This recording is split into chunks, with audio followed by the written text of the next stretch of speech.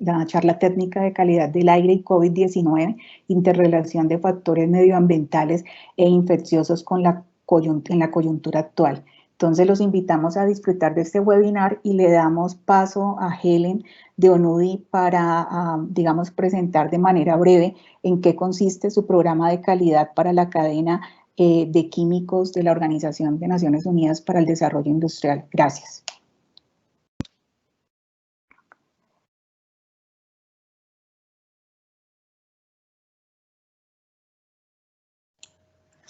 Buenos días, Ana María, muchísimas gracias por el espacio. ¿Me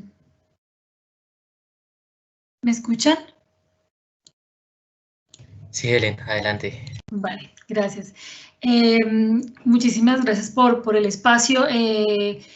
Como les contaba Ana María, pues hemos venido trabajando en conjunto en el desarrollo de estos ciclos de webinar y de otras actividades durante toda esta época de la pandemia. De igual manera, queremos hoy socializarles de qué se trata el programa de calidad para la cadena de químicos, para que puedan hacer uso de esta herramienta. Somos un programa de cooperación internacional ejecutado por la Organización de Naciones Unidas para el Desarrollo Industrial, o la ONUDI, que es una agencia especializada de Naciones Unidas para promover el desarrollo industrial inclusivo y sostenible.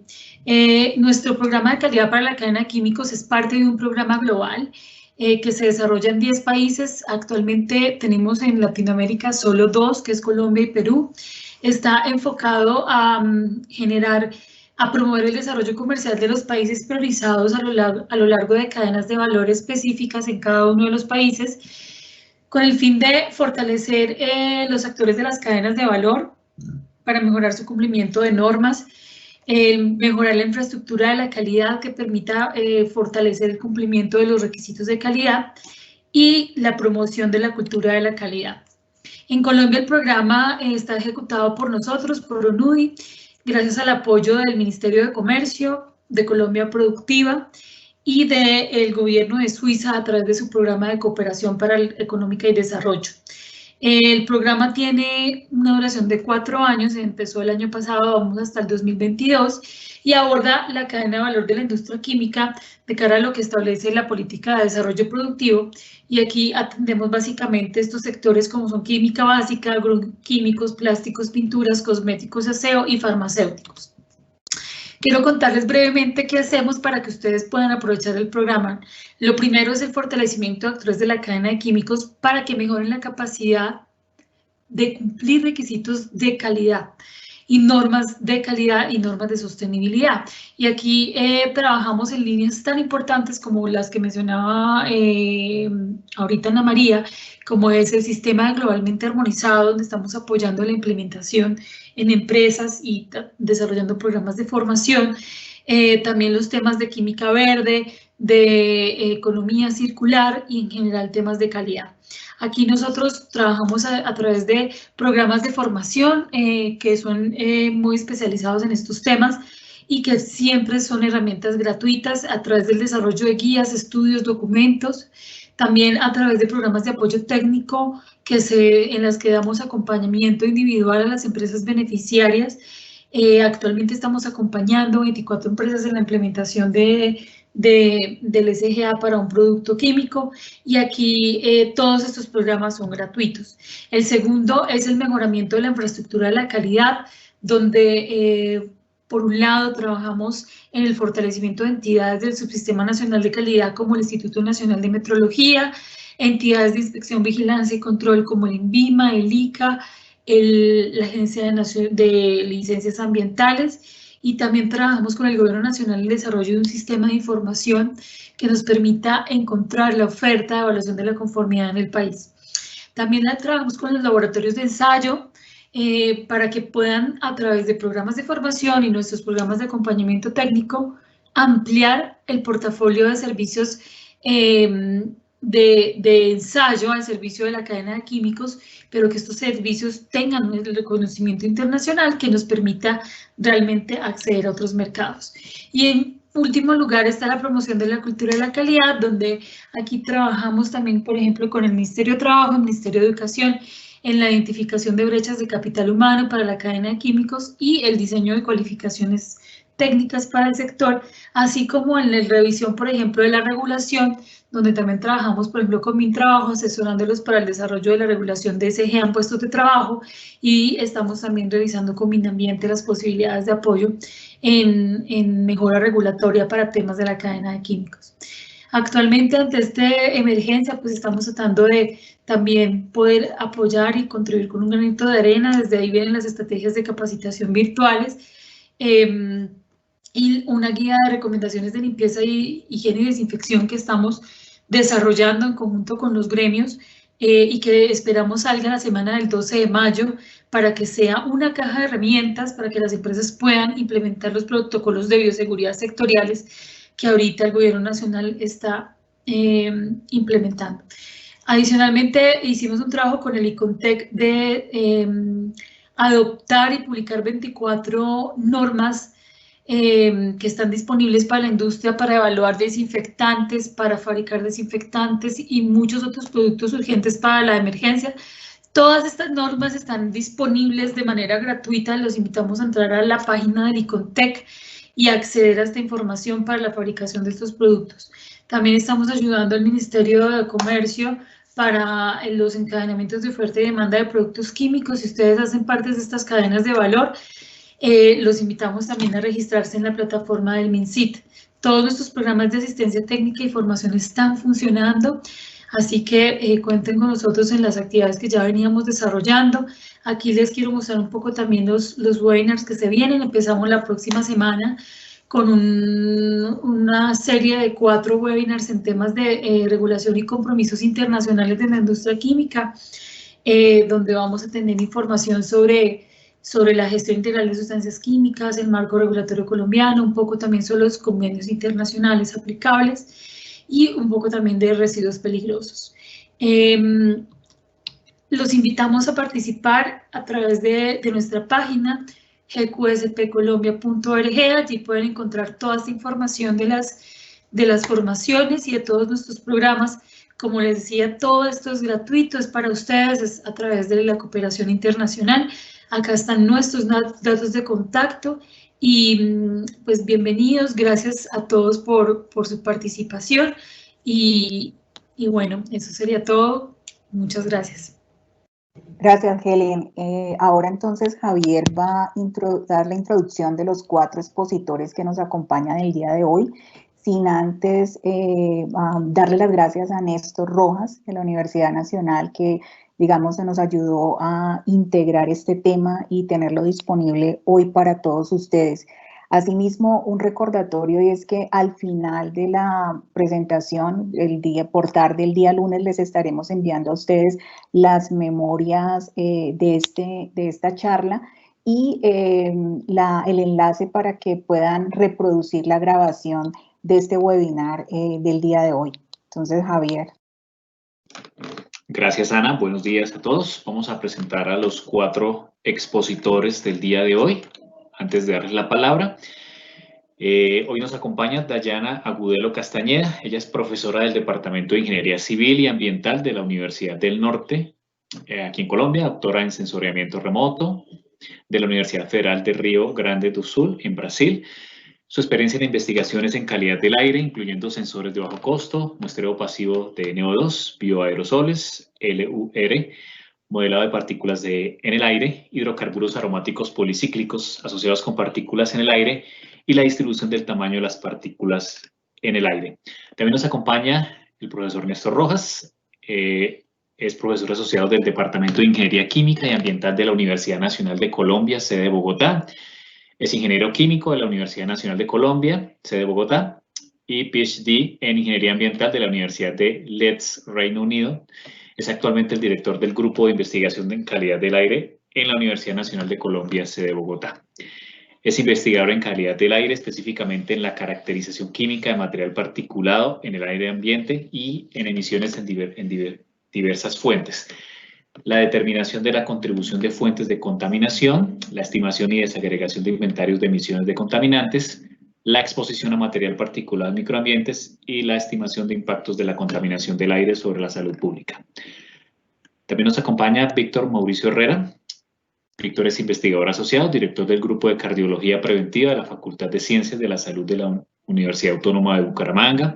Es médico, epidemiólogo con experiencia en el diseño, conducción y análisis de estudios para la caracterización de exposición a contaminantes del aire en el ámbito urbano y la determinación de su asociación con enfermedades cardiorrespiratorias. Y también nos acompaña Laura Andrea Rodríguez Villamizar. Ella es profesora asociada del Departamento de Salud Pública de la Escuela de Medicina y directora de Investigación y Extensión de la Facultad de Salud de la Universidad Industrial de Santander. Es médica y cirujana de esta misma universidad y también magíster en epidemiología también de la Universidad Industrial y PhD en Ciencias de la Salud Pública de la Universidad de Alberta, Canadá. Su principal área de investigación es la salud ambiental, en la que realiza estudios epidemiológicos sobre el papel de las exposiciones ambientales, principalmente en la contaminación del aire y los metales pesados sobre la salud respiratoria, cardiovascular, reproductiva y el cáncer. Así que les damos la bienvenida a los cuatro. Muchas gracias por su compañía en el día de hoy. Bienvenidos.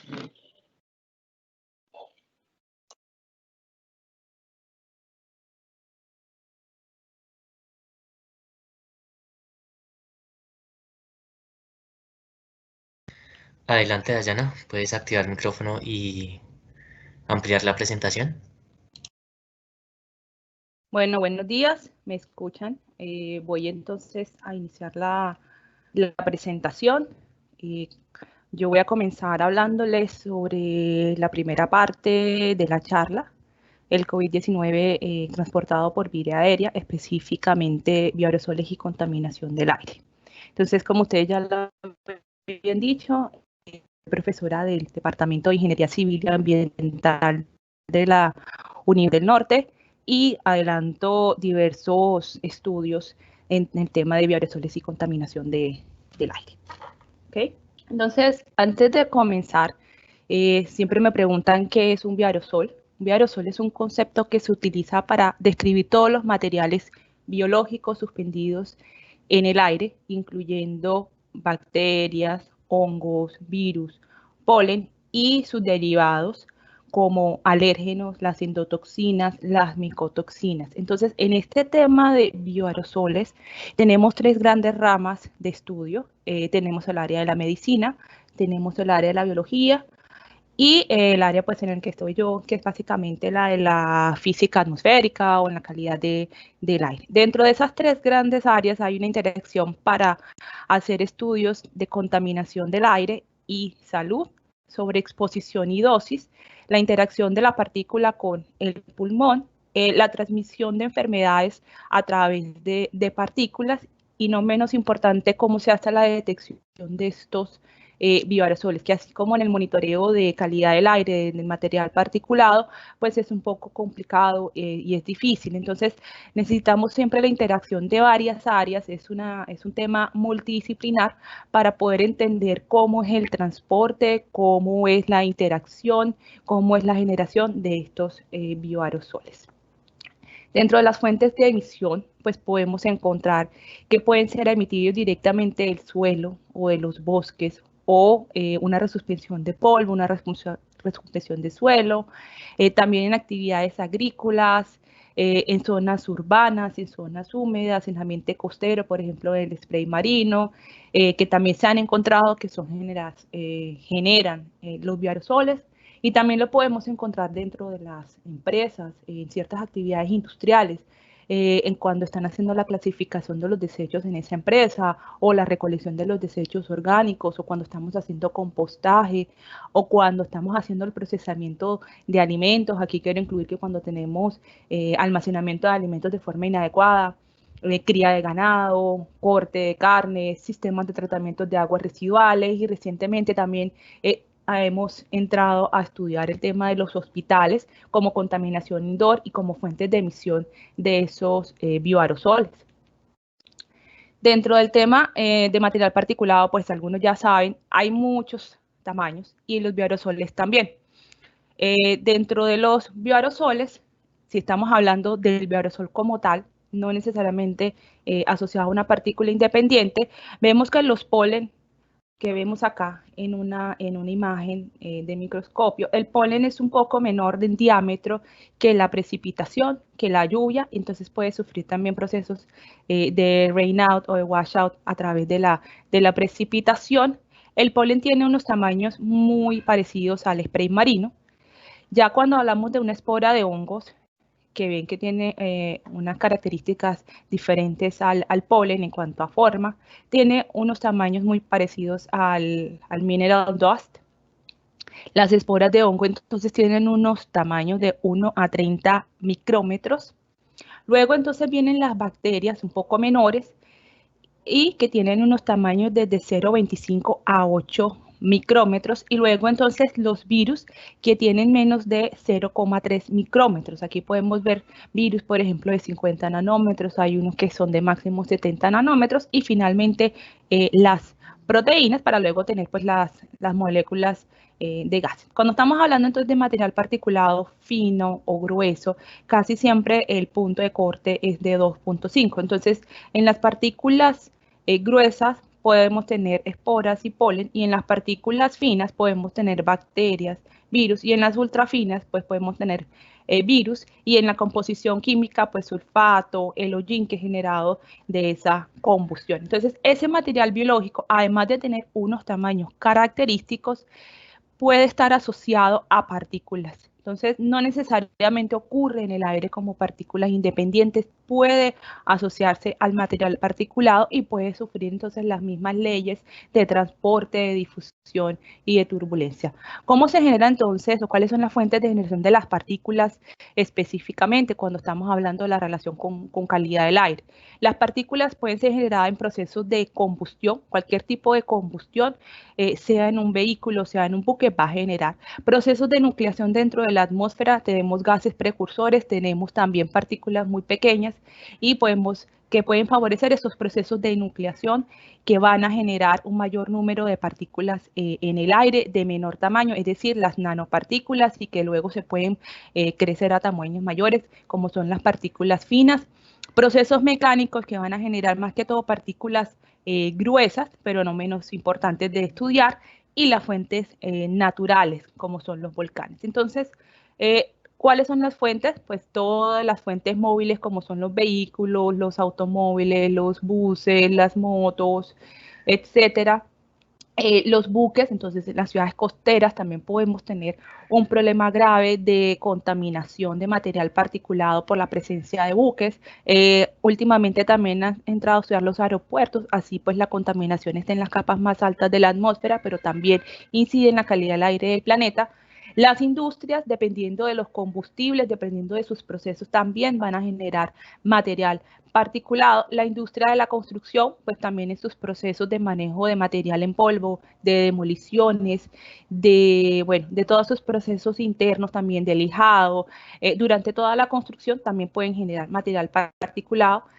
Y otro es la quema de biomasa, los incendios, y esto lo incluí porque últimamente en el país hay muchos incendios forestales, hay mucha quema de residuos sólidos de forma incontrolada, y esto está empeorando la calidad del aire. Dentro de las casas, muchas personas aún utilizan la leña o el carbón para cocinar y están dentro de las casas, entonces aumentando la contaminación indoor y la exposición.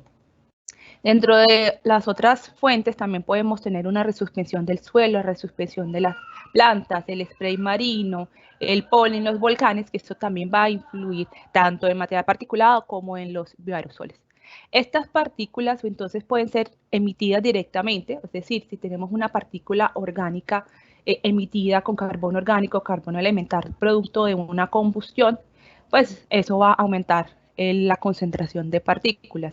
Pero también podemos tener gases precursores como el SO2, como los NOx, que interaccionan. Hay una fotoquímica atmosférica que puede también aumentar el material particulado. El SO2 específicamente favorece la nucleación, es decir, la formación de nanopartículas. El spray marino, entonces, también puede darle contenido de sal, le puede dar también agua, y eso aumenta el tamaño de la partícula por condensación. Podemos tener emisiones primarias de partículas inorgánicas como el dust, el fly ash, y la emisión primaria de gases orgánicos que podemos tener como vapores semivolátiles que van a condensar en la partícula y aumentar de tamaño esa partícula. Entonces, las partículas pueden ser emitidas, las partículas primarias y las partículas secundarias, y pueden sufrir unos procesos de transformación, es decir, la coagulación o la condensación de esas partículas. La coagulación lo que va a hacer es que altera el número y aumenta el tamaño, vamos a tener menos partículas pero más pesadas, y la condensación vamos a tener el mismo número, solamente que de mayor tamaño. Además, tenemos otros procesos de dispersión. Dependiendo del tamaño, por ejemplo, podemos tener procesos de sedimentación. Tenemos también, si hay presencia de humedad en la atmósfera o de precipitaciones, los procesos de rainout y washout, que todo esto va a disminuir la concentración. Si tenemos una buena turbulencia, es decir, una buena velocidad del viento, y dependiendo de la dirección, y si no tenemos pues muchos obstáculos, no tenemos muchos edificios, no tenemos formación de cañón, si tenemos una buena turbulencia, también dependiendo pues de las condiciones atmosféricas, de la capa límite, si hay estabilidad atmosférica o no, pues vamos a lograr que haya una dispersión de ese material particulado y también pues de los bioaerosoles. Entonces las partículas finas pueden permanecer, por ejemplo, estas partículas primarias son más que todo finas, o algunas partículas secundarias también que son formadas, pueden permanecer mucho más tiempo en suspensión, o sea, no son susceptibles de la sedimentación, y si tenemos suficiente turbulencia, entonces esas partículas finas pueden transportarse a otros locales dependiendo de la turbulencia. Y el caso que va a explicar después Néstor es que el virus puede también unirse a las partículas, y también el virus puede permanecer en suspensión en el aire, y estudios recientes indican que puede permanecer viable por más de 3 horas. Por último, entonces, y no menos importante, es el tema de los factores ambientales, que también han preguntado mucho. Muchos factores ambientales pueden afectar la supervivencia de los bioaerosoles, en especial el de los virus. Por ejemplo, la temperatura, la humedad y el tipo de virus, es decir, si tiene cápside lipídica y no lipídica, y también pues si tiene materia orgánica que puede estar protegiendo ese virus alrededor, por ejemplo, saliva, puede ser moco o la misma materia orgánica de la partícula. También depende mucho de la presencia de luz solar o productos químicos antivirales. En el tema de la temperatura, entonces lo que comentan es que a mayores temperaturas es menor la supervivencia del virus, ya que puede afectar el estado de las proteínas virales, incluidas las enzimas y el virus. Pero cuando hablan de temperatura, realmente son temperaturas muy elevadas. En general, con el tema de la humedad, los estudios no se han puesto de acuerdo cuáles son las humedades o las humedades relativas en el aire, es decir, el vapor de agua que puede estar en el aire efectiva para sobrevivir más tiempo el virus. Algunos han encontrado que los virus con cápside lipídica tenderán a sobrevivir más en humedades relativas del 20 al 30%, es decir, más baja, por ejemplo, los coronavirus. Pero hay otros que han encontrado lo contrario en virus con cápside no lipídica, en donde tienden a sobrevivir más en humedades altas, del 70 a 90. Entonces, cuando estamos hablando de humedades relativas, depende mucho de la característica de ese virus. La otra cosa es que el bioaerosol, en este caso el virus, puede estar protegido. Cuando está protegido, entonces no va a perder su humedad, no va a alterar significativamente su temperatura y no va a ser susceptible de la radiación ultravioleta. Por eso es que cuando están hablando de superficie, que si el bioaerosol cae, pues puede tener esa capa orgánica como tal, entonces hay que remover primero siempre esa capa orgánica. Y entonces aquí vemos el resumen, el bioaerosol puede ser generado y puede ser depositado dependiendo de su peso, o puede interactuar con esa partícula y puede tener reacción con la luz ultravioleta, y puede después ser parte de una nube o del sistema de precipitación, y puede ser entonces removido dependiendo de una deposición seca, o incluso si tiene suficiente fuerza, una deposición seca, o si no con la lluvia, una deposición húmeda. Y finalmente, pues entonces los productos químicos antivirales, dependiendo del producto químico, pues ese bioaerosol va a ser inactivado.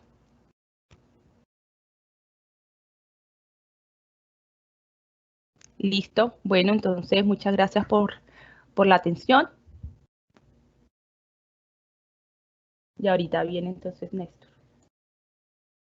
Muchas gracias, Dayana. A continuación, entonces, hablaremos de la transmisión de virus por vía aérea y otros temas relacionados.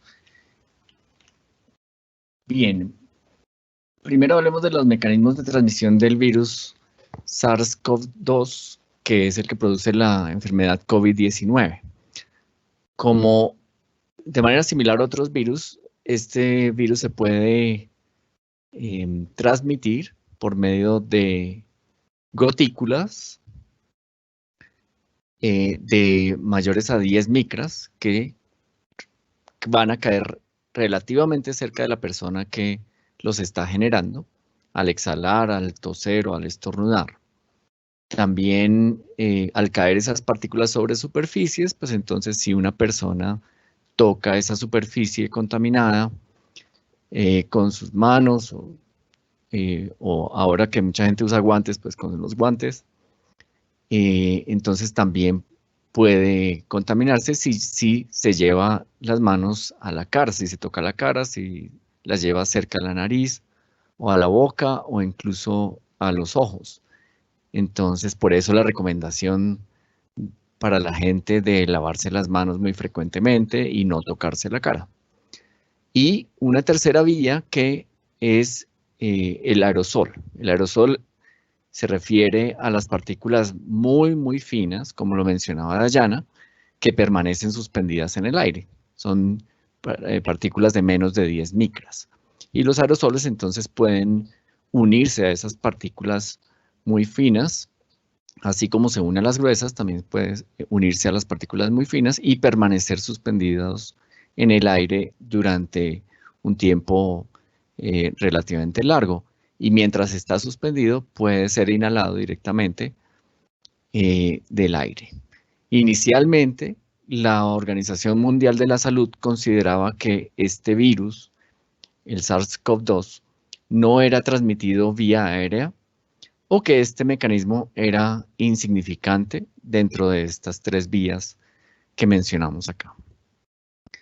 Por eso, las recomendaciones iniciales de la Organización Mundial de la Salud no incluían el uso de tapabocas o mascarillas, por ejemplo, y que era suficiente con el distanciamiento social.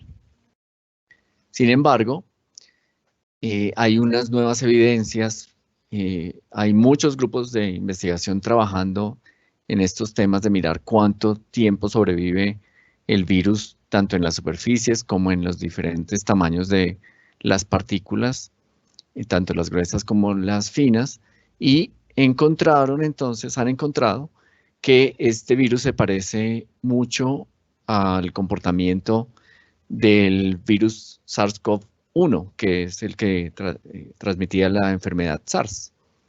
En estas gráficas vemos a la izquierda que el virus SARS-CoV-2, el actual, tiene un comportamiento similar en su permanencia o sobrevivencia en aerosoles. Los puntos rojos, los marcadores rojos, corresponden a este virus actual y los azules al SARS, al virus SARS-CoV-1, que transmitía el SARS.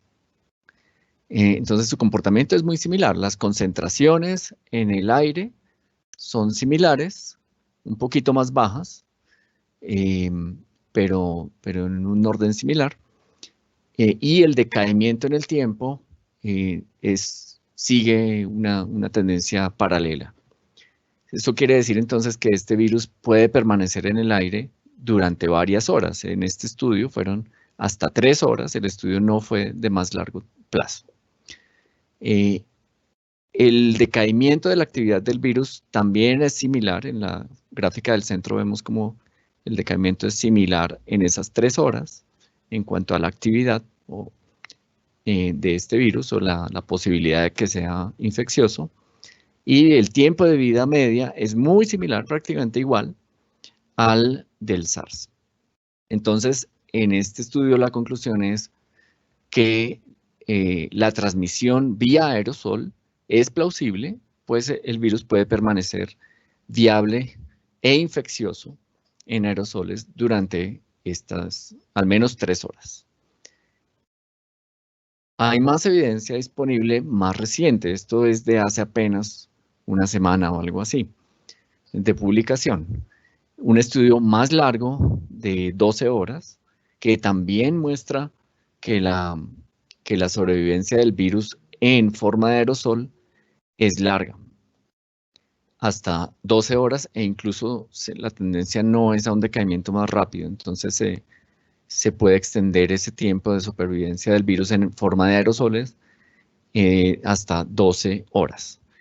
Esto lo que muestra es que el virus es muy resiliente, es decir, aguanta diferentes cambios de condiciones, de humedad, temperatura, etcétera, hasta por 12 horas. Esto fue confirmado tanto en ensayos en placa como en otros ensayos que se llaman copias de genoma viral, el qPCR. Y por lo tanto, esta vía de contagio puede ser más importante de lo que consideraba la OMS inicialmente. En vista de esta evidencia, entonces la Organización Mundial de la Salud ha cambiado sus recomendaciones. Estudios previos con el con el H5N1 mostraron que este virus podía sobrevivir tanto tiempo en aerosoles que podía ser transportado a larga distancia, y lo vieron fue porque caracterizaron las concentraciones de partículas y de virus en diferentes periodos. Aquí está en la gráfica de la izquierda, el 8 de febrero muestra unos vientos que venían de la China del continente, mientras que en enero, el mes anterior, lo mostraban viniendo más bien desde el Japón hacia Taiwán. Esos dos periodos entonces tenían una influencia diferente de concentraciones de partículas ambientales. Las que venían de la China, pues venían mucho más cargadas con partículas suspendidas del desierto y demás, y mostraban también mayores concentraciones de aerosoles, de virus. Entonces, esto lo que permitió decir es que los virus pueden estar pegados a esas partículas, que las partículas pueden ser un cargador de estos virus a larga distancia, y el virus puede sobrevivir y ser contagioso a larga distancia. Esto es para el H5N1, pero la evidencia más reciente del SARS-CoV-2, pues lo que muestra es que podría haber una situación similar para este virus actual. Con esta evidencia, entonces, ¿cuáles son las estrategias para la reducción de la exposición a las partículas que están cargando estos virus? Inicialmente, como bien se ha divulgado en los medios y se ha promovido por los gobiernos, está el distanciamiento social.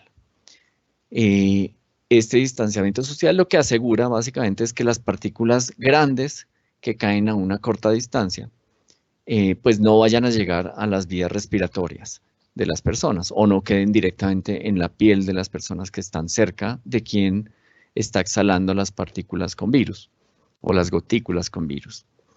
Sin embargo, pues ya se sabe que hay partículas que pueden viajar una distancia mayor, pueden viajar hasta unos 5 metros si son exhaladas por tos, o hasta 9 metros si son exhaladas por estornudos antes de caer, pero pues también puede haber un transporte de más larga distancia dependiendo de la circulación del aire en el sitio, y también dependiendo de cuánta gente hay en el sitio. Cuando se aglomeran varias personas y dentro de ellas puede haber más de una persona infectada, pues entonces va a incrementar la concentración de los virus en esas partículas. Hay un factor que es el de dilución. Entonces las partículas que viajan más lejos también van a estar más diluidas en el volumen de aire que hay alrededor. Entonces su probabilidad de contagio va a disminuir con la distancia, pero de todas maneras puede haber algún contagio por esta vía. hay que tener en cuenta que hay algunas personas que son superemisoras, es decir, que exhalan mayor cantidad de partículas con virus, y actividades como cantar o gritar puede aumentar la concentración de los aerosoles exhalados. Hubo una nota de prensa reciente de un contagio bastante grande durante un ensayo de un coro en los Estados Unidos, y eso es porque en esa actividad pues un contagiado nada más puede emitir muchas más partículas y pueden llegar más fácilmente a quienes están cerca.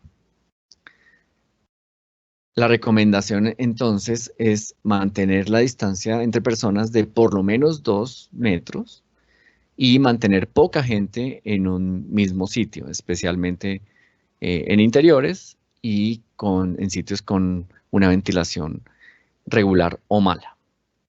Entonces, mantener muy poca gente en lo posible. En esos espacios interiores, la ventilación natural juega un papel muy importante.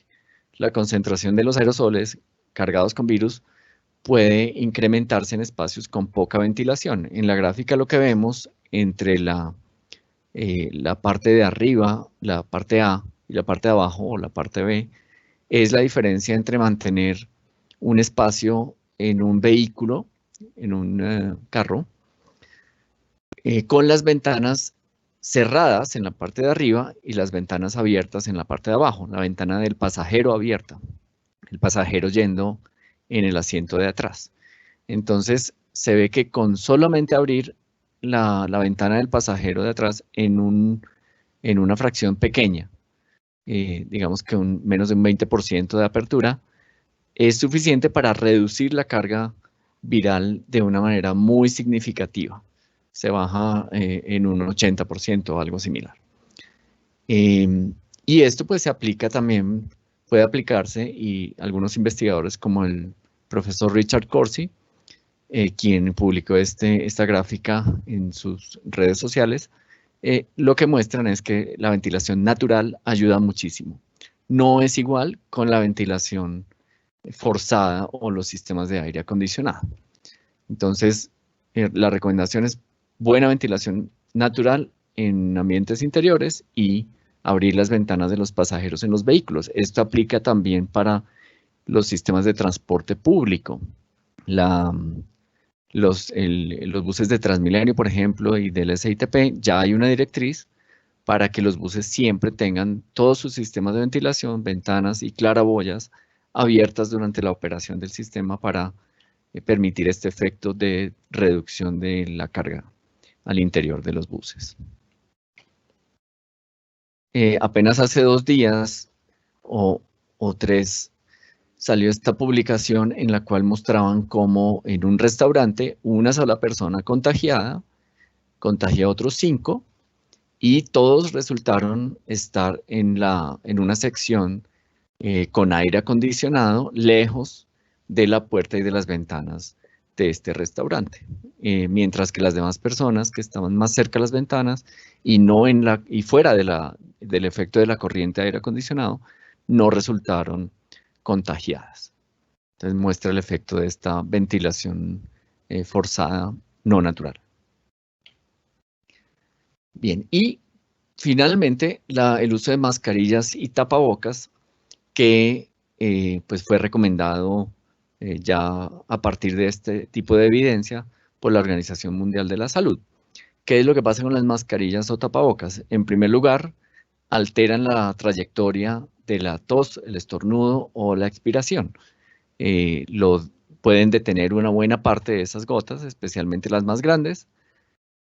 También previenen la caída de gotículas externas en la cercanía y en la cercanía de las personas que también, que no están contagiadas, pero que están cerca de una persona contagiada. Entonces también previene esa caída directamente cerca de la boca o la nariz. Hay diferentes tipos de tapabocas, algunos pues mucho más eficientes para filtrar las partículas que vienen de fuera. Las más eficientes pues ya se denominan más bien mascarillas, que pueden tener una eficiencia de filtración muy alta, se conoce como N95, si tiene 95% de eficiencia de filtración, o N98, si tiene 98% de eficiencia de filtración. Sin embargo, estas mascarillas de alta eficiencia deberían ser priorizadas para el uso por el personal médico, que es el que debe estar mucho más protegido a los aerosoles de las personas que ellos están atendiendo, tratando a los pacientes infectados. Para las personas pues, del común, los ciudadanos que van al supermercado, a los bancos, etcétera, pues es preferible que no salgan, primero que todo, pero si salen a esos sitios, deberían usar la mascarilla y utilizarla bien, por supuesto. Hay muchas personas que no han aprendido a utilizar una mascarilla y entonces pueden estar incluso aumentando el riesgo de contagio. Y eso aplica también para los guantes. Bien, sin embargo, el uso de mascarillas no se debe entender como una solución para el contagio. El uso de mascarillas o tapabocas. Hay que mantener el distanciamiento social recomendado. Finalmente, quiero cerrar con esta sección de reducción de la contaminación del aire durante las cuarentenas, que ha sido pues, un tema bastante resaltado por la prensa. Empecemos por el caso de Bogotá. Acá en la parte superior izquierda hay dos imágenes de satélite que muestran la concentración de la contaminación.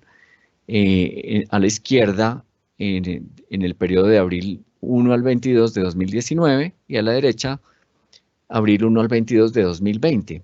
Y allí se muestra una reducción bastante significativa. Aquí no tengo la escala de colores, pero los colores más claros, azules, celestes, muestran más contaminación, y el color violeta más intenso muestra una baja contaminación. Entonces sí se muestra una reducción de la contaminación para el mismo periodo comparado con el año anterior.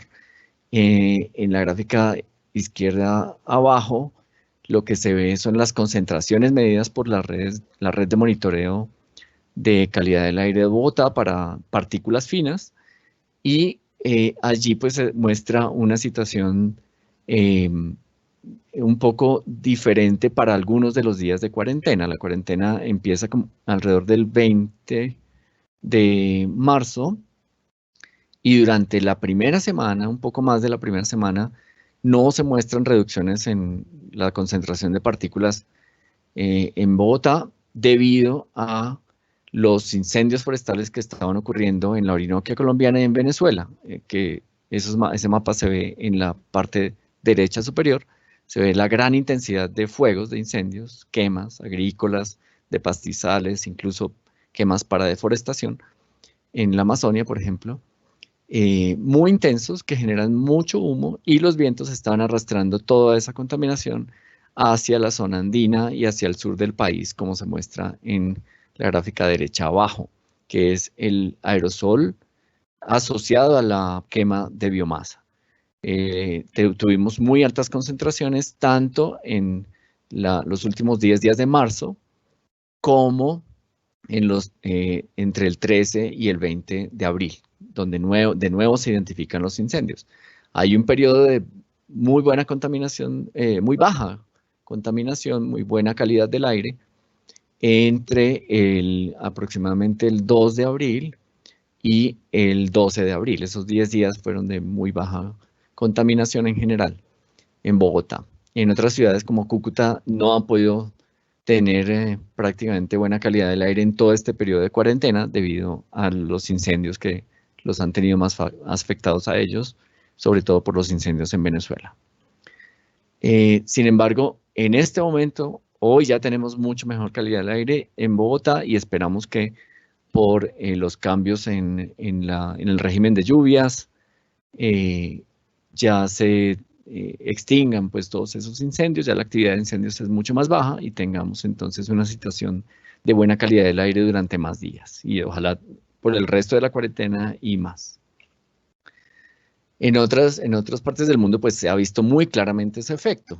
Se ha visto en China, en el norte de Italia, en la India, que son las imágenes de esta diapositiva. Y esto lo que nos muestra es un cambio temporal debido a la cuarentena, que nos debería llevar a reflexionar cómo hacer los cambios o cómo deberíamos reestructurar nuestras formas de producción de energía y nuestra forma de transportarnos en las ciudades para que seamos mucho más sostenibles.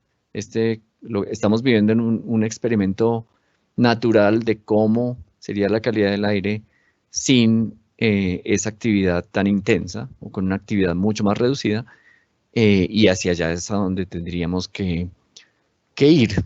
Hay varias iniciativas de varias ciudades en el mundo de mantener ciclovías o ciclorrutas abiertas durante el resto de este año para sustituir buena parte del transporte privado y buena parte del transporte público también, para evitar aglomeraciones en esos sistemas de transporte, sin dejar pues que la gente se movilice. Bien, entonces ahora pasamos a la segunda parte de esta presentación, a cargo del profesor Mauricio Herrera y la profesora Laura Rodríguez.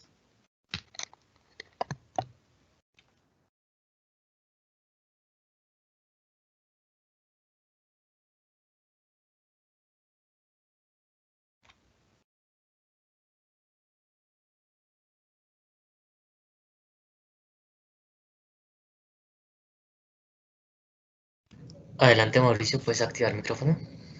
Bien, buenos días a todos. Gracias, Néstor.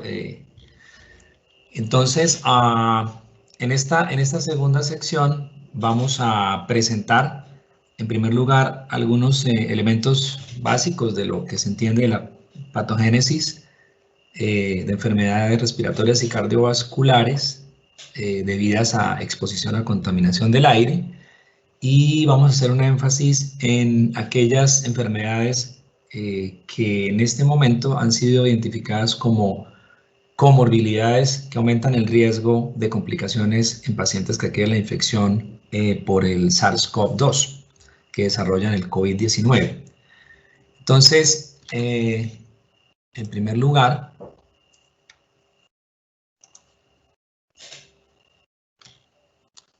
en la figura de la izquierda, quiero compartir con ustedes brevemente los aspectos principales de las rutas que se han planteado ya de décadas atrás acerca de mecanismos por los cuales la exposición a partículas o gases de esto que llamamos la contaminación del aire ejerce sus efectos dañinos en la salud.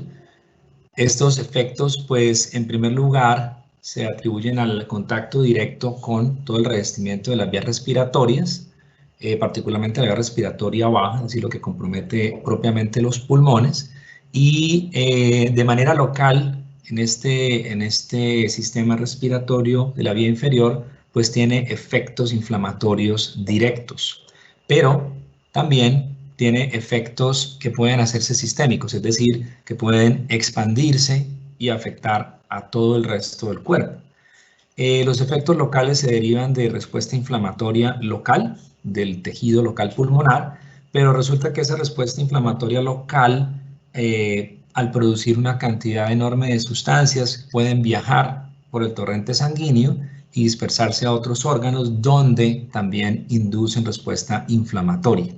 Entonces estamos hablando de un proceso inflamatorio de bajo grado que ocurre en el tiempo y puede persistir por años, por décadas.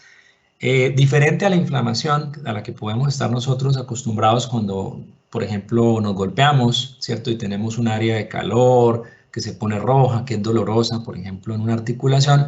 Esta es una inflamación, la inducida por la exposición a los contaminantes aéreos, básicamente imperceptible para nosotros desde el punto de vista de sensación, de percepción, pero que a largo plazo sí produce efectos, y esos tienen que ver con la afectación no solamente respiratoria, sino de todo el sistema cardiovascular y mucho más reciente, incluso el sistema neurológico. Dos mecanismos grandes, inflamación entonces por un lado, y el otro general, también relacionado con la generación de radicales libres, rebasando la capacidad del sistema para poderlos controlar. Ahora bien, ¿Por qué entonces sistema respiratorio y sistema cardiovascular? Porque conectando esto con la actual pandemia, entonces tenemos una de las revisiones sistemáticas y metaanálisis recientes en los que Yang y colaboradores nos muestran cuáles son los factores existentes en los pacientes que conducen a formas severas de la enfermedad COVID-19. En esta figura tenemos 4 de ellos. 2, hipertensión y diabetes son enfermedades en sí mismas, pero a su vez son factores de riesgo para enfermedad cardiovascular, como infartos o accidentes cerebrovascular. Y los 2 inferiores son propiamente enfermedades respiratorias y cardiovasculares. Entonces, por ejemplo, en esta revisión y metaanálisis, Yang demostró que el riesgo en pacientes con hipertensión arterial diagnosticada es casi 2.4 veces superiores de desarrollar un COVID severo, es decir, que requieren no solo hospitalización, sino soporte ventilatorio eventualmente al acceso a una UCI.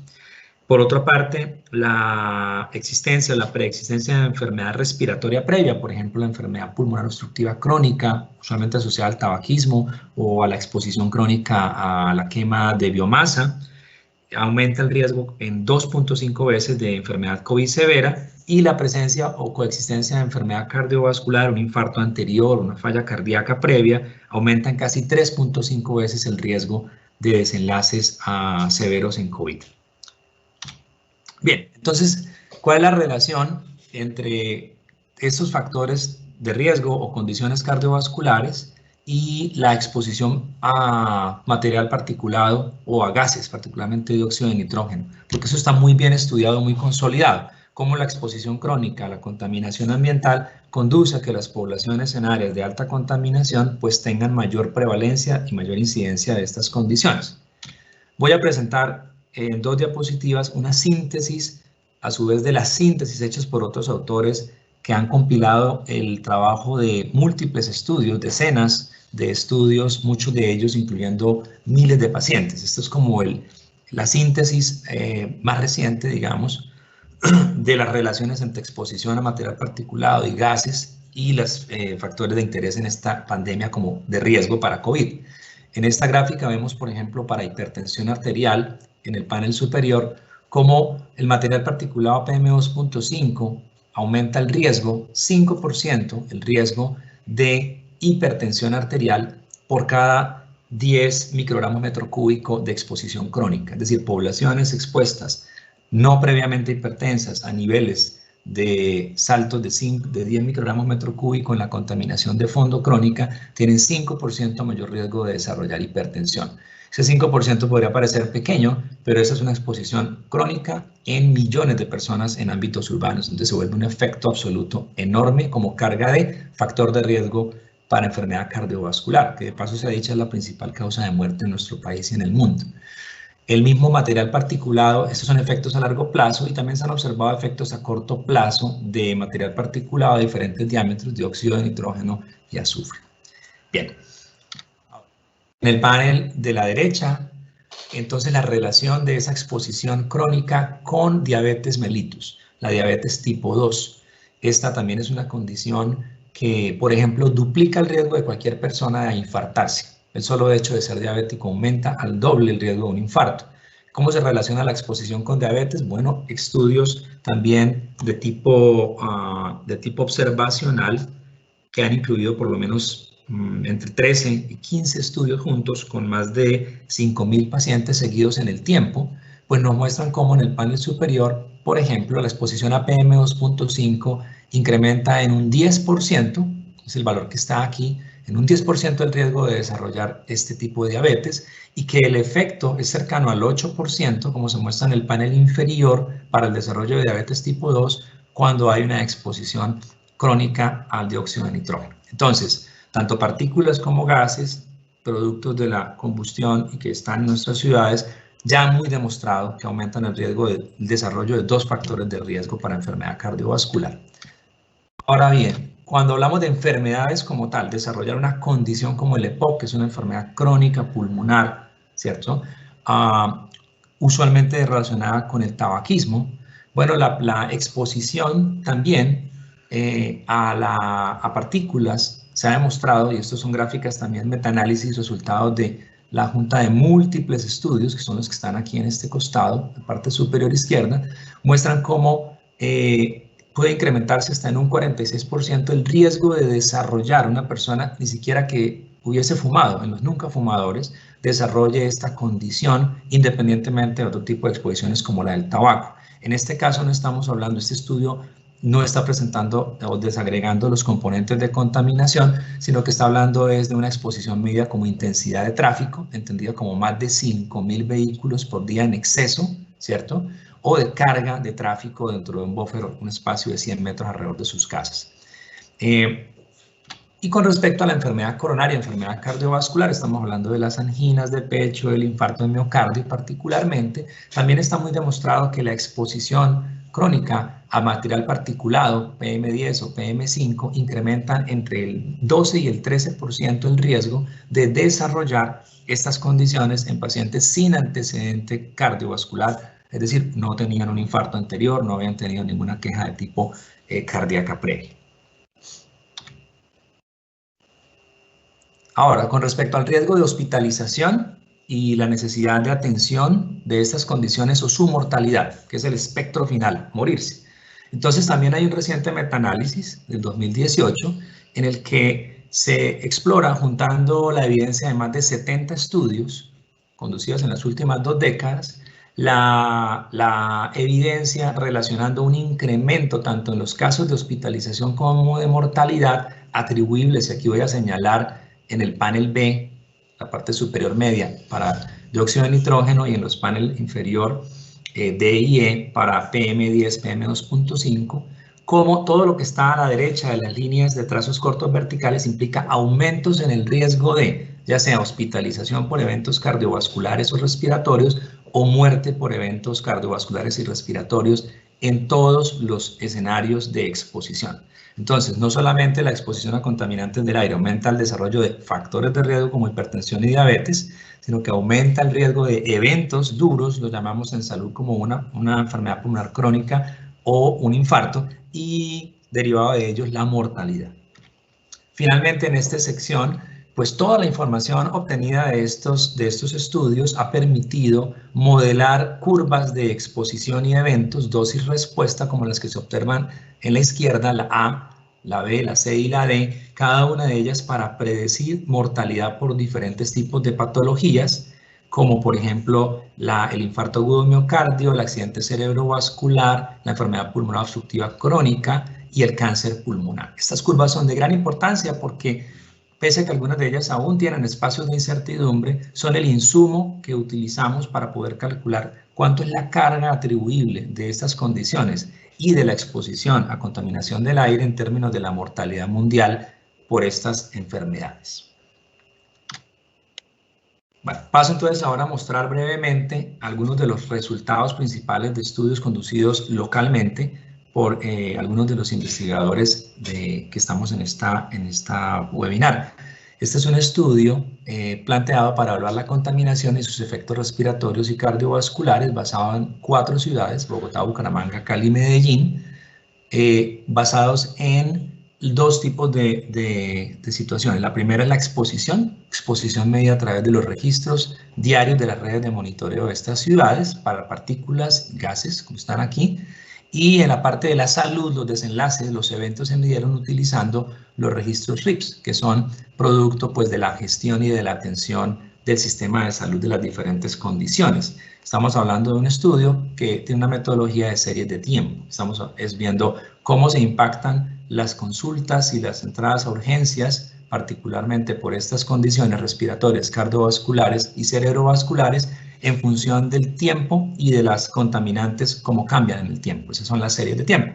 Entonces, en esta figura podemos decir, por ejemplo, que el estudio nos permitió identificar efectos en el incrementos significativos en el número de consultas y hospitalización por enfermedades respiratorias, particularmente afectando a niños menores de 10 años, y esto es con relación a las concentraciones o incrementos de 6 microgramos metro cúbico de dióxido de nitrógeno, pero el mismo dióxido de nitrógeno incrementando particularmente hospitalización, requerimiento de consulta y salud por enfermedad cardiovascular en los mayores de 60 años. Para material particulado de 10 micras y de 2.5 micras o menor de 10 y 2.5 micras mejor, también observamos efectos particularmente en el incremento del número de consultas para los mayores de 60 años, en aspectos de tipo cardiovascular y respiratorio en los niños también menores de 10 años. Las figuras que estoy mostrando a continuación, entonces, reflejan para las diferentes ciudades el incremento porcentual en las consultas de urgencias dependiendo de los grupos de edad. Entonces vemos cómo hay relaciones dosis-respuesta en muchas de ellas, particularmente Bogotá, Bucaramanga y Medellín, con respecto al incremento de la edad y el incremento en la atención de urgencias derivado a cambios en la exposición a material particulado y a gases. Y para cerrar este segmento y darle la palabra a la doctora Laura Rodríguez, entonces este mismo estudio nos permitió evaluar, bueno, cuál de los componentes en estas mezclas, pues particularmente tiene un efecto marcado en el incremento de las visitas a emergencias, a urgencias. En este caso, pues, si bien varios de ellos tienen efectos positivos que aumentan el riesgo, el dióxido de nitrógeno es uno de ellos que lo tenemos acá señalado con las flechas en azul. Entonces le paso la palabra a la colega Laura Rodríguez, que va a continuar la presentación. Muchas gracias, Mauricio. Buenos días para todos los asistentes. Para continuar entonces con este bloque de efectos sobre la salud, pues vamos entonces a empezar a enfatizar un poquito sobre qué es lo que se conoce sobre la relación entre los contaminantes del aire y la aparición de enfermedades respiratorias y sus complicaciones. Lo que nosotros estamos mostrando aquí es que es la referencia a algunos estudios que existen ya, digamos, desde los últimos 10, 15 años en los que se han mostrado que en diferentes poblaciones de Europa, de América, incluso estudios en Sudamérica, existen entonces prueba de que la exposición a esos contaminantes del aire, específicamente material particulado, dióxido de nitrógeno y el ozono troposférico, pues incrementa la susceptibilidad a infecciones virales.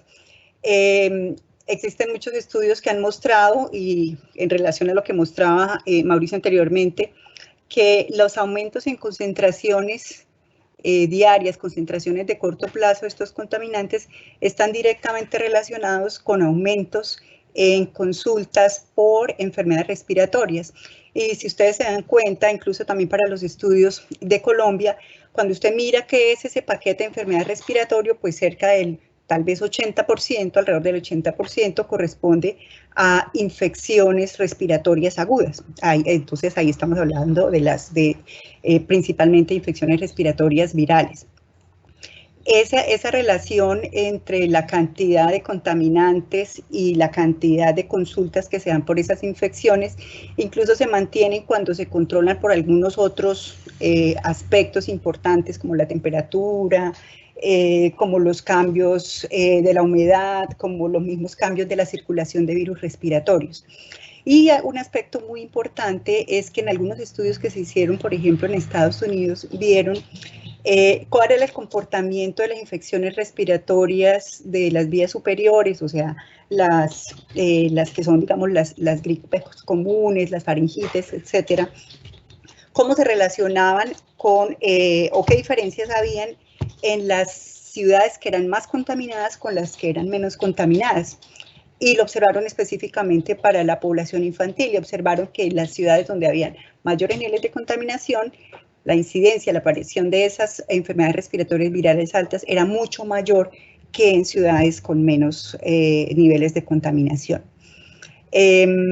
También se ha demostrado que los niveles de contaminantes parecen estar también relacionados con la cantidad o con la mortalidad por esas infecciones respiratorias, especialmente por las infecciones respiratorias que ya son de las vías aéreas inferiores que producen neumonías. Y estas relaciones se han visto no solamente con los efectos de largo plazo, existe también algún estudio, ahí estamos citando el de Meta y colaboradores, en el que mostró que incrementos de material particulado fino, de PM2.5, vistos desde una exposición crónica, no era la concentración del día a día, sino vista en los últimos años de esos lugares, se asoció también con un aumento de cerca del 12% en la incidencia de infección respiratoria aguda en los menores de 5 años. Como lo mencionó anteriormente Mauricio, pues las poblaciones menores de 10 años y los adultos mayores de 60 años pues tienen mayor susceptibilidad a estos efectos, tanto de infección como de complicaciones por la infección.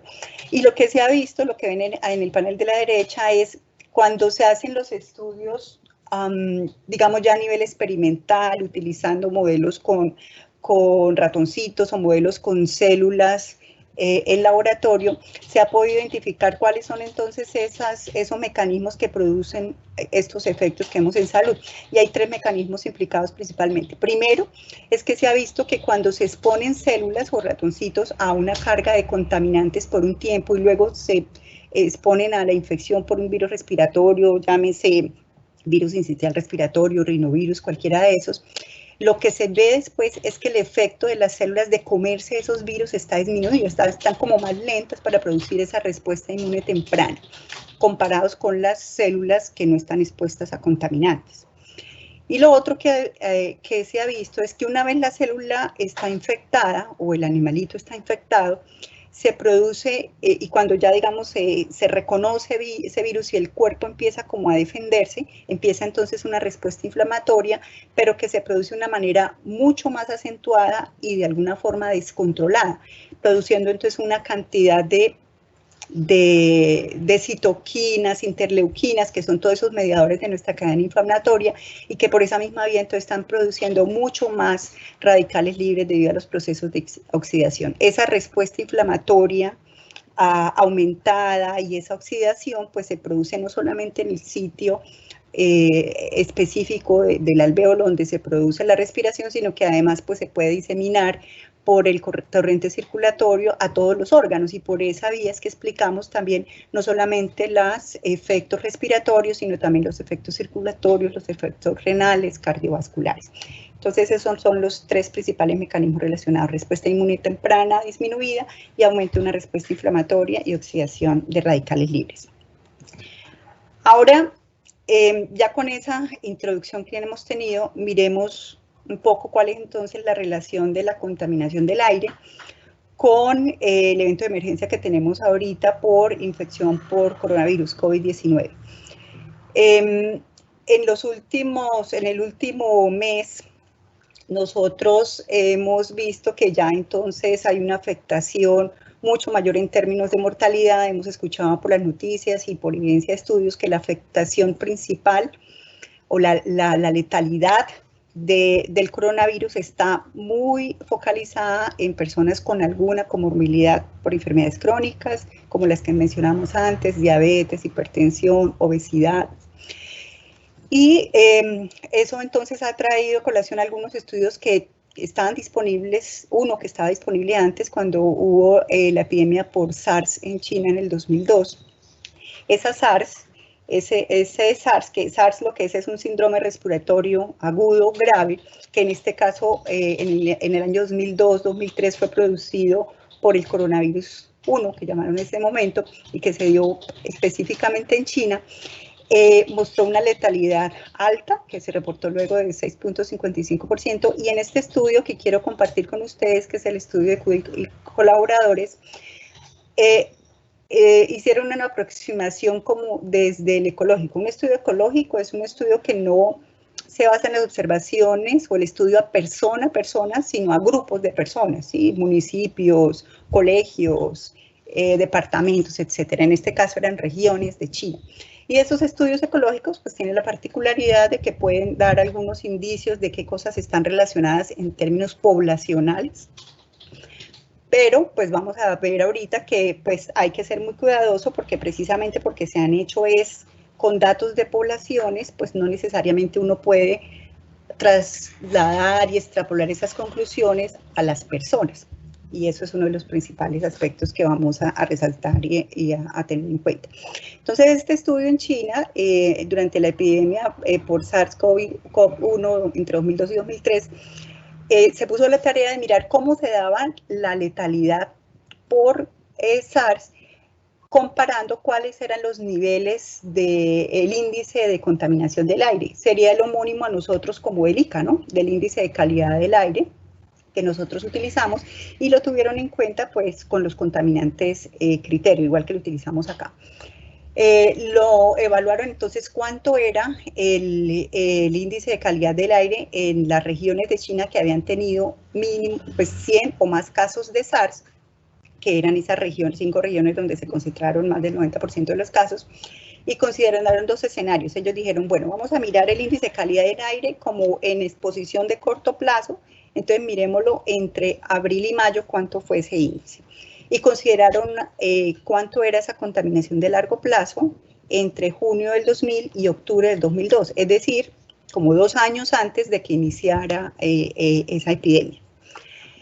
Ellos entonces hicieron como esa correlación entre cuántos eran los casos de muerte por SARS y cuánto eran los niveles de contaminación en todas esas regiones. Y si ustedes miran la gráfica de la derecha, lo que está mostrando es que esa correlación de las variables era absolutamente positiva, muy lineal, en tanto que las regiones con mayores niveles de contaminación medida por ese índice de calidad del aire eran las que tenían a su vez la mayor letalidad por SARS-1.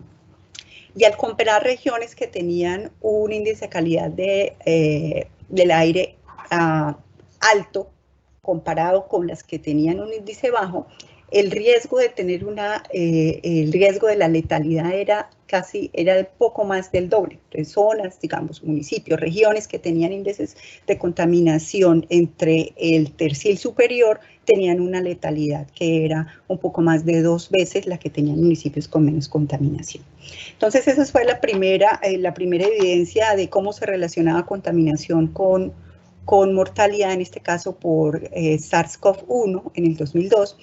Y el comentario en este estudio es que es muy valioso sobre la alerta, el nivel exploratorio de indagar un poco más sobre este aspecto, pero pues es un estudio que es solo correlacional y que no pudo o no controló en ese momento por otras variables, por ejemplo, por qué tanta era la población de esos lugares, por cuáles eran las condiciones de temperatura, si eran circulando otros virus, qué tal era la capacidad de respuesta de esos municipios para poder evitar la mortalidad.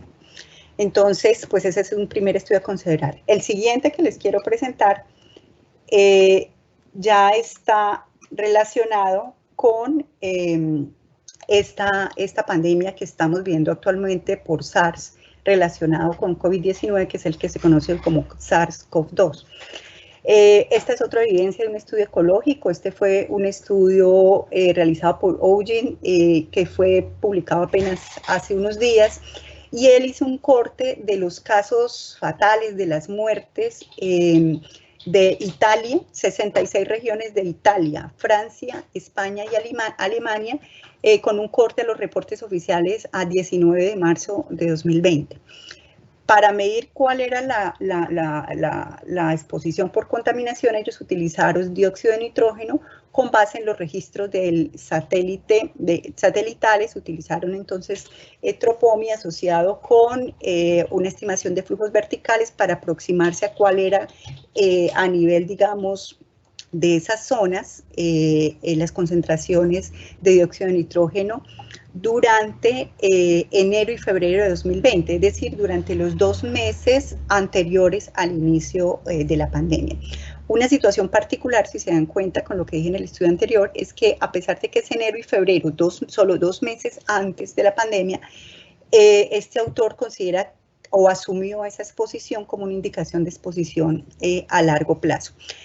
En este estudio tampoco se controlaron por otras variables de esas regiones que estudió, es decir, que también es un estudio, pues básicamente es de correlación, pero no nos da una indicación de una asociación o algún tipo de causalidad, y lo que encontró es que el 83% de las muertes se dieron en lugares que tenían concentraciones de dióxido de nitrógeno mayores de 100 micromoles por metro cúbico. La gráfica de la derecha es la gráfica que me muestra ese artículo, que ahí está su referencia y que todos los de COVID están libres en la web, lo pueden bajar y estudiar con más detalle. Muestra cómo a medida que aumenta la concentración estimada de NO2 por ese satélite, aumenta exponencialmente la cantidad de casos fatales por COVID-19. Aquí nuevamente pues hay que llamar la atención que se está hablando de casos totales, por ejemplo, no está ajustado por tasas, puede ser que en una región pues existan mucho más casos, es porque hay mucho más población, entonces hay más gente susceptible. Y esos son aspectos entonces en los que uno pues llama la atención, pero necesitan un poquito más de elaboración para realmente decir que esos niveles de contaminación estaban produciendo la mortalidad. El tercero que les traigo hoy es el último de esos estudios ecológicos. Es un estudio recientemente publicado por la Escuela de Salud Pública de Harvard, por Wu y colaboradores del grupo de Francesca Dominici, en el que establecen, se acercan ya por medio de un estudio ecológico, sí a establecer una medida de asociación, no solo de correlación, sino de asociación entre las contaminantes del aire con la mortalidad por COVID-19, por SARS-CoV-19. Este estudio fue publicado el 5 de abril con un corte de datos a 4 de abril de 2020 y lo que hicieron fue, en este caso no fue NO2 sino PM2.5, establecieron un promedio de exposición a PM2.5 en los diferentes condados de Estados Unidos que se extrajo, digamos, de las estimaciones satelitales unidas con los estudios que tienen ellos de modelos de regresión de uso de suelo para tener un estimado de una exposición crónica. En este caso, la exposición crónica que ellos tomaron fue como un resumen de todas esas concentraciones entre 2000 y 2016, es decir, de cada condado, que viene a ser como nuestros municipios aquí, de cada condado de Estados Unidos, ellos pudieron estimar cuáles fueron esas concentraciones de NO2 entre 2000 y 2016 y tomaron un promedio. Y eso fue lo que en este estudio se tomó como exposición de contaminación del aire. Y lo que miraron fue entonces cuál era la mortalidad reportada, ya les dije, a 4 de abril en cada uno de esos condados. En la gráfica de la derecha ustedes ven que en la parte superior se muestra, digamos, el mapa de la imagen satelital del estimado de los contaminantes. Ven que la costa este de Estados Unidos es la que tiene concentraciones mayores, que es también donde pues, inició y fueron las ciudades del brote principal en esta epidemia, como ha sido Nueva York, y en la parte occidental pues está reflejada la contaminación especialmente de la parte de California. Y en la parte de abajo lo que se muestra es la mortalidad por COVID-19 a ese momento, 4 de abril de 2020, y ustedes se dan cuenta que hay muchos espacios azules. Los espacios azules son en los condados que en ese momento todavía no reportaban muertes por COVID-19. Cuando ellos hicieron esta relación, tuvieron además en cuenta que es lo valioso de este estudio de controlar por otras variables a nivel ecológico, es decir, a nivel de municipio. Entonces, en este estudio se incorporaron, controlaron ese efecto de la contaminación por otros efectos que pueden estar relacionados con la mortalidad, como por ejemplo, cuál era la población total de ese condado, cuál era la capacidad de acceso o de respuesta en términos de capacidad hospitalaria del condado. Y una muy importante es que dentro de esas variables pudieron establecer por las encuestas nacionales de salud cuál era la prevalencia estimada de algunos factores de riesgo como obesidad, como tabaquismo y también de algunas enfermedades como EPOC, como hipertensión y diabetes. De esta manera, pues el estudio, digamos, desde su diseño es un poquito más ajustado y nos habla un poquito, con un poco más de certeza de una asociación entre los niveles de contaminación, en este caso de PM2.5, y esa mortalidad por COVID-19. Específicamente en términos numéricos, lo que ellos mostraron es que un incremento de 1 microgramo por metro cúbico de PM2.5 estaba asociado con un 15% de aumento en esa mortalidad por COVID-19, o mortalidad vista desde mortalidad del condado, ¿no? Y ellos tuvieron el cuidado de hacer diferentes análisis, incluyendo unas variables, excluyendo otras, pero en general se dieron cuenta que los resultados se mantenían similares en esos diferentes análisis. Entonces, este estudio pues es dentro de los estudios ecológicos el que hasta ahora nos muestra una mejor evidencia de esa relación entre contaminación de aire y mortalidad por COVID. Pero para introducir como nuestras reflexiones finales sobre esta asociación, ¿esa relación es directa o por qué está mediada? Entonces nosotros aquí como parte del grupo de trabajo al que pertenecemos, Dayana, Néstor, Mauricio y otros 5 colegas también, está Julián Fernández Niño de la Universidad del Norte, con quien ayudamos a hacer este gráfico para comunidad. Empezamos entonces a pensar en este escenario y a mirar qué tantas puede ser esa relación aquí en Colombia.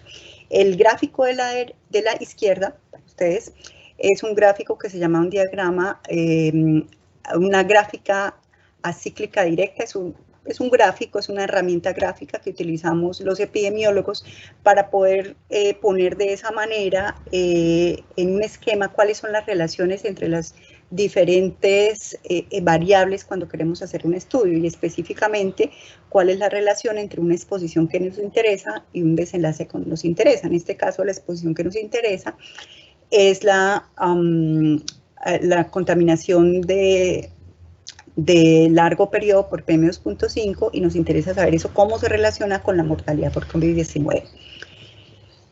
En este esquema, revisando la literatura, conociendo lo que se conoce en otros países, lo que nosotros conocemos acá, y además la realidad de nuestro país, establecimos entonces diferentes relaciones, pero una queremos llamar la atención. El de la izquierda es como el gráfico técnico, digamos, de alguna manera, pero con la ayuda ya del equipo de la Universidad del Norte lo hicimos un poco más amigable, que la figura que ustedes ven en la gráfica que ven a la derecha, que es así como se hacen las infografías, que están muy de moda y que el Ministerio, por ejemplo, nos pone a disposición para entender cosas de COVID.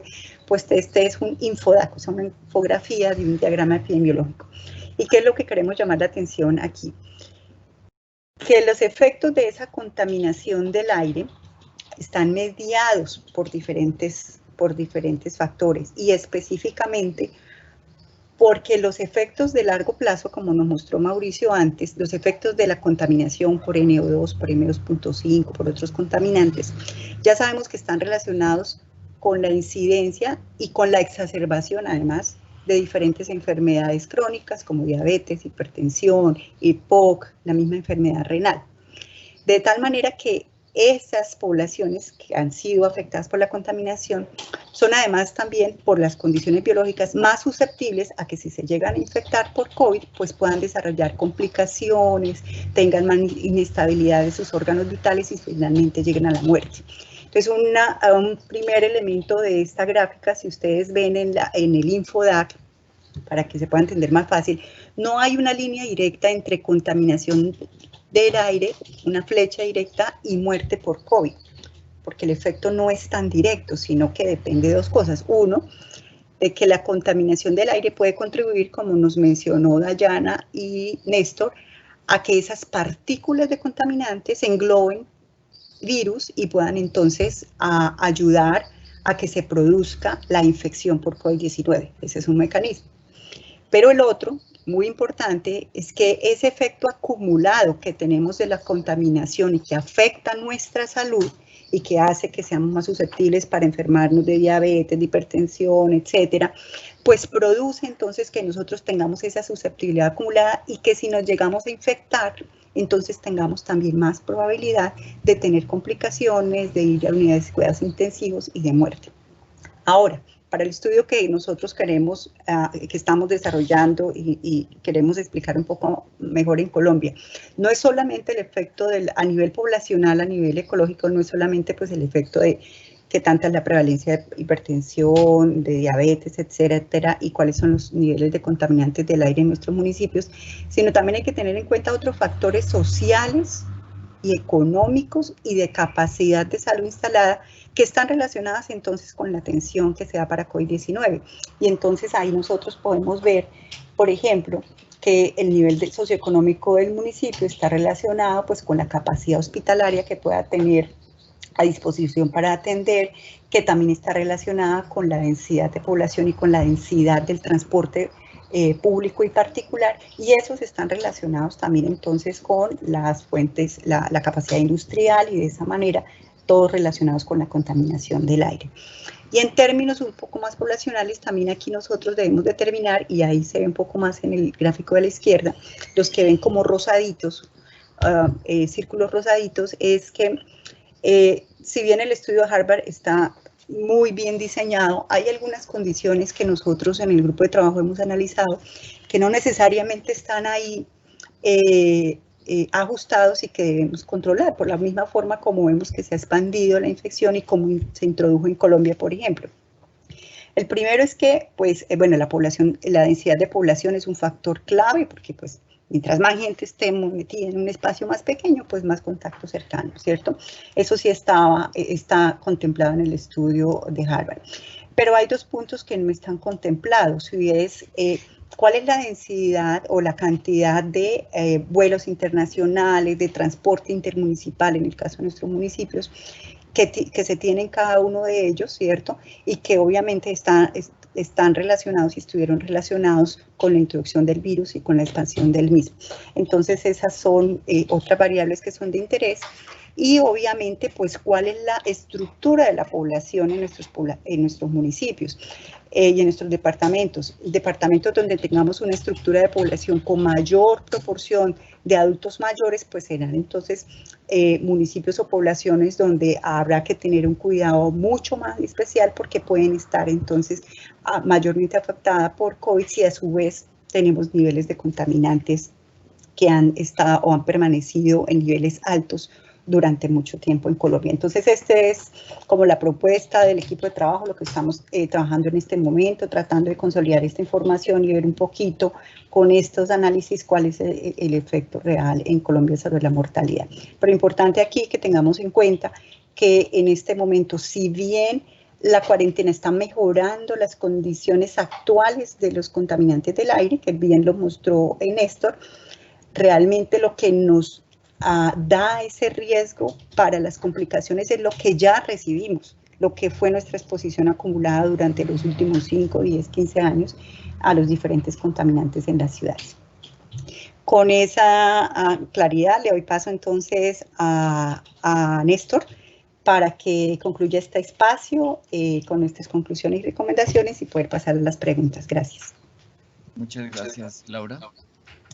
Entonces me va a permitir leer las conclusiones y las recomendaciones que surgen de esta presentación. En primer lugar, vimos que algunos factores ambientales, como la temperatura y la humedad, pueden afectar a la supervivencia de los virus respiratorios, entre ellos el SARS-CoV-2. La transmisión de este virus de la enfermedad por vía aérea o en forma de aerosoles es plausible, como lo mostramos en esos estudios, en la revisión de los estudios, porque el virus puede permanecer viable e infeccioso durante horas, y los estudios muestran que más de 12 horas. Las estrategias no farmacológicas de la intervención son el distanciamiento social, la ventilación en ambientes interiores y el uso de mascarillas. Los cambios en los hábitos de movilidad sí tienen un impacto sobre la calidad del aire. Eso se deriva del periodo de cuarentena al quitar la influencia de los incendios, por ejemplo. De hecho, en la tarde de ayer, por ejemplo, en Bogotá fue de excelente calidad del aire. Existe suficiente evidencia de asociación entre la contaminación en las enfermedades crónicas respiratorias y cardiovasculares en los estudios revisados, y los elaborados por nosotros lo muestran así para Colombia, y los potenciales efectos de la contaminación del aire sobre las complicaciones y la mortalidad por COVID-19 se explican por los efectos acumulados de la exposición a los contaminantes. Como lo mencionaba Laura, efectos de exposición durante 5, 10 años, 15 años. Pero aún la evidencia es preliminar. Para algunos países como en Estados Unidos pues ya se ve una evidencia más o menos clara, pero aún falta que sea más sólida. Finalmente, las recomendaciones para la comunidad en general, pero especialmente para las autoridades ambientales y de salud. Debemos seguir fortaleciendo las acciones que nos permitan gozar progresivamente de mejor calidad del aire, y por eso es tan importante aprender de lo que está pasando en estos días de cuarentena, y de esta manera proteger indirectamente la salud de las comunidades. Para Colombia, los planes de contingencia para prevenir, gestionar, controlar y apagar los incendios forestales son tan importantes como los planes de descontaminación de las ciudades. Resaltamos que en nuestras ciudades no hubo una mejora inmediata de la calidad del aire por las cuarentenas debido a esos incendios forestales, de manera que hay que realmente mejorar muchísimo esa gestión. Finalmente, los cambios temporales inducidos por el aislamiento preventivo obligatorio deben tomarse como puntos de partida para el desarrollo de estrategias hacia la sostenibilidad ambiental. Con estas conclusiones y recomendaciones, entonces damos por finalizada nuestra presentación.